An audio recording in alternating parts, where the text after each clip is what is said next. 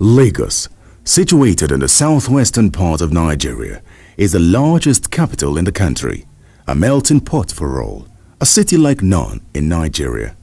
So has its history not been like any in the country.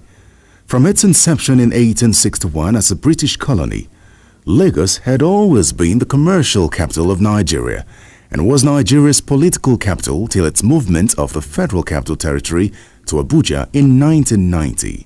That notwithstanding, Lagos remains the nerve center of the country. From politics to commerce, Lagos has always been the playground of politicians and businessmen. But lately, a playground, no pun intended, has it been for one man. The great Lagos that we know, the city of dreams and hope, a place where fairness and equity was the watchword, is no longer that Lagos of our dreams. Rather, it has become a mystery how just one man can play the masquerade and the masquerader in a macabre dance, taking the populace nowhere but misery, poverty and doom. And yet, he smiles to the banks, enjoying all the trappings of wealth. Who is this one man that is all so powerful to hold down the collective dreams of all? At various times in his questionable and weird past, he could have been known by numerous names and sobriquets like Yakini Amoda Ogunlere, Hamid Shangodele, Adekunle Tinubu or Bobo Chicago. But he is known and addressed today as Ashiwaju Senator Bola Tinubu, the Jagaban of Bogu Kingdom, a former senator representing Lagos West Senatorial District, former governor of Lagos State on the platform of the Alliance for Democracy AD, and current national leader of the All Progressives Congress, APC. With an enviable CV, it is best to deconstruct the real man called Ashiwaju Bola Tinubu in order to unravel the facade he has been able to successfully build with time using several cronies and accomplices. The story of Bola Tinubu can best suit that of an Arabian Nights tale, a modern-day Ali Baba and 40 thieves.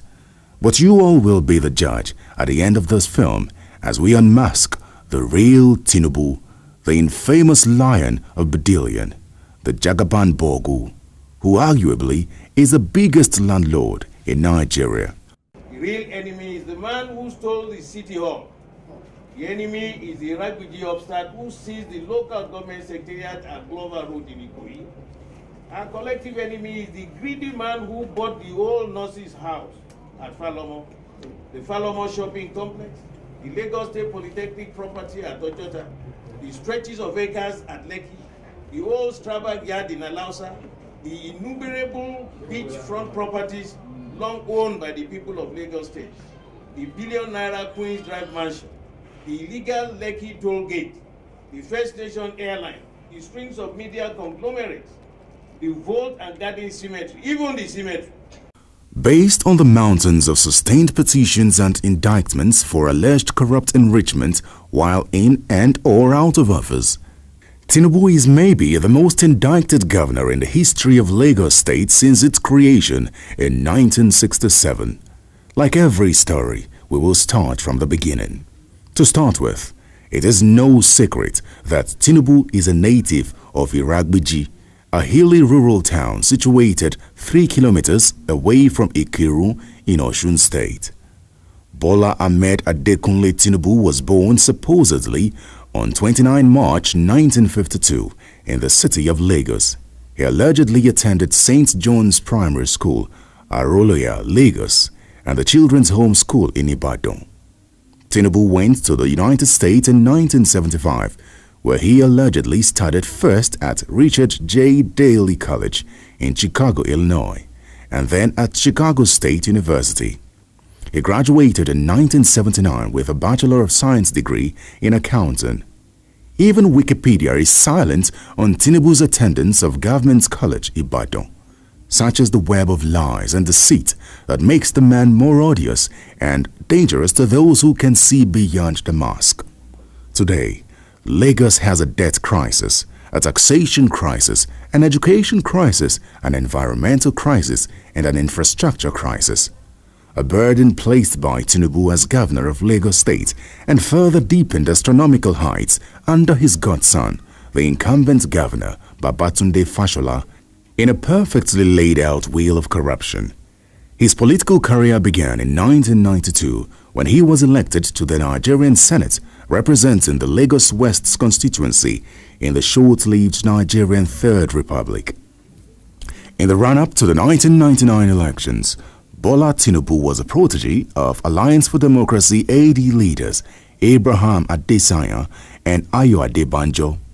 He won the AD primaries for the Lagos State gubernatorial elections in competition with Funsho Williams and Wahab Dosumu, a former Minister of Works and Housing. The rest is history. He won and became governor of Lagos. When he assumed office in May 1999, little did Lagos know that they just entered what is traditionally called one chance, a journey to nowhere. As he took his oath and addressed the good people of Lagos who voted him, Bola Ahmed Tinubu promised 10,000 housing units for the poor, a promise he did not fulfill. Senator Bola Ahmed Tinubu has become a personification of what is wrong with Lagos. Just as his word is law, he can do and undo.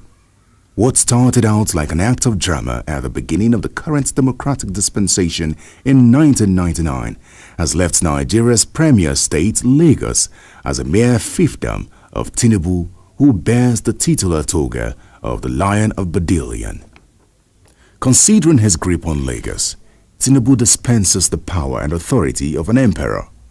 He possesses the trappings of a Sicilian-type robber baron or a Roman emperor, foisted on the Yoruba nation. The Governor-General of Lagos State. Ever since his inglorious 8 years rule as Governor of Lagos from 1999 to 2007, on the platform of the Alliance for Democracy AD to date, he has been accused of being the looter-in-chief who has unleashed the most egregious corruption and reckless looting on the treasury of Lagos State. Even as he hides under the guise of championing democratic principles, various frauds, including financial crimes, have been linked to him, such that he can only be summed up as a perpetrator of diabolical deeds. Tinubu's dubious activities came to the fore quite early during his tenure as Lagos governor. After just being sworn in 1999, the late legal luminary and human rights lawyer, Chief Gani Fawemi, instituted legal actions challenging Tinubu's academic qualifications, which were discovered to be forged. The case of perjury, which has been hanging on his neck ever since then, is yet to be dispensed with, even as he can no longer hide under immunity clause as a governor. Being the questionable character he is said to be, the only response Tinubu could give to the premeditated Lagos House Assembly ad hoc committee set up to clear him of the perjury charge raised against him by Chief Fawemi in 1999 was to admit full responsibility for some of the needless errors, whatever that means. He told the convoluted story to the Kangaroo Committee that as a result of the acrimonious primaries of the Alliance for Democracy in the run-up to the elections, that the information contained in both the Independent National Electoral Commission (INEC) form and the affidavit of loss of certificates was supplied by one of his political aides, Senator Tokunbo Afikuyomi. While the fraud spotted in the INEC form CF01 had exposed Tinubu as claiming that he attended St. Paul's Primary School, Aroloya, Lagos for his primary school education, the ad hoc committee helped him adjust it to the claim that he attended St. John's Primary School, Aroloya, Lagos. It was clearly a case of a grand fraud applied to cover an initial fraud, because all through the findings of the Kangaroo Committee, no mention was made of any testimony from any of Tinubu's classmates in the primary or secondary schools supporting his claim. One begins to wonder if Tinubu attended the school alone. In the INEC form CF01, to contest the 1999 elections, Tinubu made false claims that he attended Government College Ibadan. The detail was visibly omitted in 2003 when he ran for re-election. Hard as they try, the case has however refused to die, as questions have frequently been asked on what has happened. The irrepressible Senator Ogunlewe had asked then, did Tinubu lie under oath that he attended St. Paul's Primary School, Aroloya, Lagos, which was not and is not in existence, Government College Ibadan and the University of Chicago, the inglorious role played by the State Assembly to aid and abet Tinubu in this grand deceit could only be compared to Emperor Nero playing on his harp while Rome burnt. One begins to wonder the hold Tinubu has over the Assembly up to this present dispensation many years out of office. This is easily surmised with events that happened in 2007 after the inauguration of Fashola as governor of Lagos. Never in history has any parliament adjourned its official proceedings and marched to the private residence of a politician not holding public office to pledge the parliament unconditional allegiance to that politician. But that's exactly what happened in June 2007, immediately after the Lagos State Assembly was inaugurated by the governor, Raji Fashola, when 99% of the state parliamentarians rushed to Bola Tinubu's private residence to pledge the Lagos Parliament's allegiance to Bola Tinubu in his then private capacity, with the incumbent governor, Raji Fashola, merely looking on, having been pawned to remain in shock. Overlaying all of this is Bola Tinubu's absolute personal control of Lagos state government. Tinubu has turned Lagos into oceans of poverty containing islands of wealth. No wonder he still bears the appellation Governor General of Lagos. Whatever that means, your guess is as good as mine. A look at history will do us all good if we are to understand the narcissist nature of the man Tinubu. Tinubu's tenure as Lagos State Governor ended on 29th May 2007 and Babatunde Fashola of the Action Congress took office. Fashola had been Chief of Staff to Bola Tinubu and political godson of Asiwaju Tinubu. In April 2007, the federal government brought Asiwaju Bola Tinubu before the Code of Conduct Tribunal for trial over alleged illegal operation of 16 separate foreign accounts. In September 2009, the British Metropolitan Police were investigating a transaction in which the Tinubu-led Lagos state government made an investment in Econet, now Airtel. The federal government rejected a request by Britain to release evidence needed for further investigation and prosecution of the 3 Nigerian ex-governors in a London court. The perceived web of corruption allegedly created by Asiwaju Bola Tinubu while in power is worrisome, even after officially vacating office. By this, he effectively planted his cronies all over the machinery of governance and decision-making. Taxation is one of the means through which Tinubu has consistently enriched himself with the revenue of Lagos State. This has become not just a conduit of siphoning of state fund, but a tapestry of a grand master plan of corruption by one man. By the end of the tenure of Bola Tinubu, IGR was over 10 billion naira, and now under the governorship of Babatunde Fashola, IGR in Lagos State is over 200 billion naira per annum.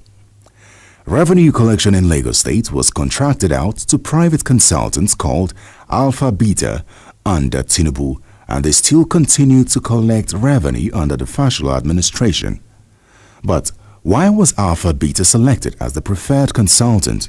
Did the government invite consultancy bids for the contract? How many consultancy companies submitted bids for the contract? Considering that Alpha Beta has no known track record of revenue collection, what were the criteria used in selecting Alpha Beta? Tinubu's alleged ownership of Alpha Beta Consulting might explain his strong defense of the tax company, to the extent of reeling out Alpha Beta's resume, even when not directly prompted. Interested in your relationship with Alpha Beta? It's just like my relationship with Julius Berger, like any other company doing business for Lagos. And it is extremely important and efficient, and we are building internal control from the ground up. They have exhibited their knowledge in biometric, establishing a control system and re-engineer the finances of Lagos. It is no surprise to see Tinubu rise in strong and spirited defense of Alpha Beta Consulting, his company. From 2000 to 2009, Alpha Beta allegedly took 15% of all tax revenues generated by the state of Lagos. In the past 5 years, it has taken 10%, which means that Alpha Beta has pocketed approximately 13% of our money during the governorships of Tinubu and Fashola. This is ridiculously scandalous in itself. Approximately 1.464 trillion naira has been raised in tax in the past 15 years, monies which should clearly be invested back into the state, but it is not.